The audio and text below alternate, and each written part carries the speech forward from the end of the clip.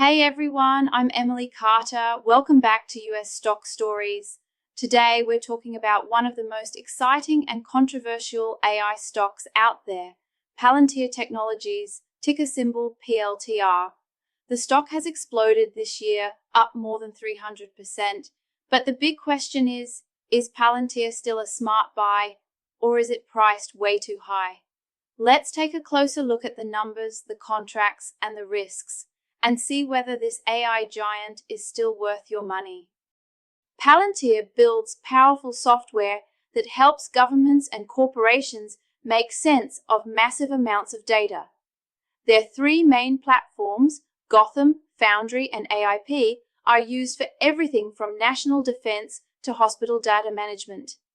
In the second quarter of 2025, Palantir's revenue passed $1 billion for the first time ever.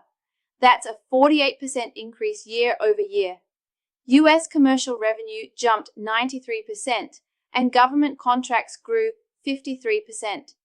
This growth puts Palantir among the strongest AI players in the world right now.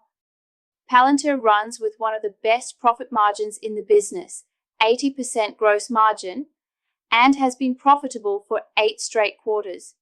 The company now holds about $6 billion in cash and only $238 million in debt, which gives it a lot of flexibility for future investments. But here's the catch: valuation.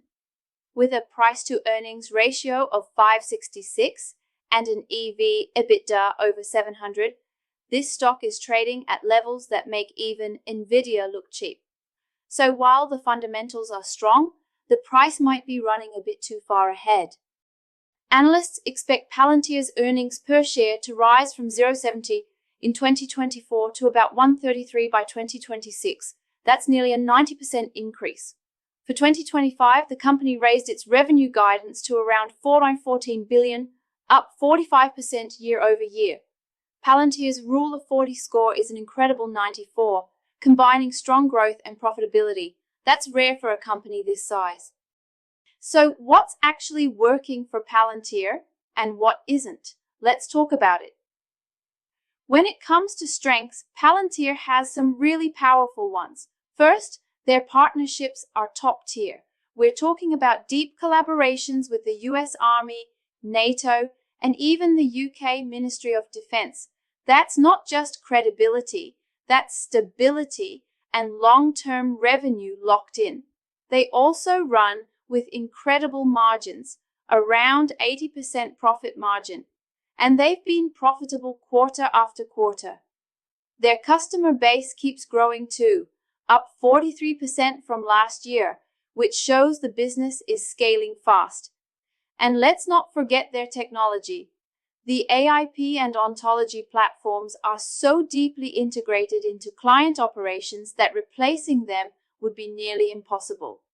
But it's not all perfect. There are some weaknesses to keep in mind. The valuation, it's sky high, easily one of the most expensive AI stocks out there. Their international sales actually fell 3% year over year, which shows the global rollout hasn't been as smooth as in the US. They still rely heavily on US government contracts, which brings concentration risk.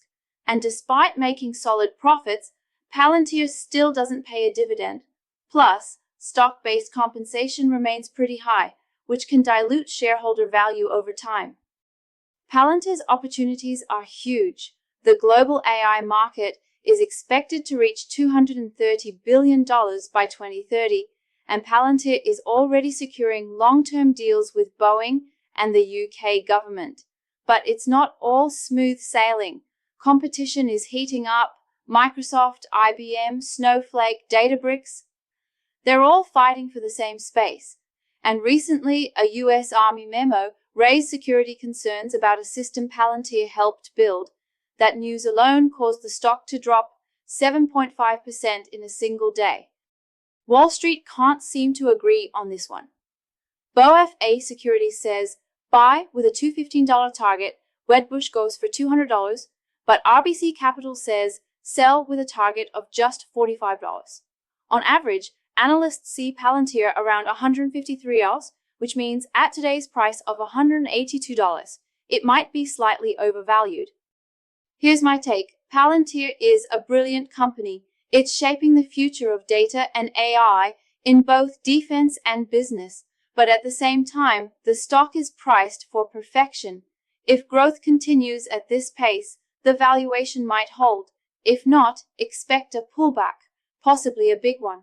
As always, do your own research and don't chase hype. Even the best companies can become bad investments if you buy them at the wrong price. Thanks for watching. I'm Emily Carter, and this was US Stock Stories. If you enjoyed this breakdown, don't forget to like, subscribe, and hit that bell icon. And tell me, which stock should I cover next?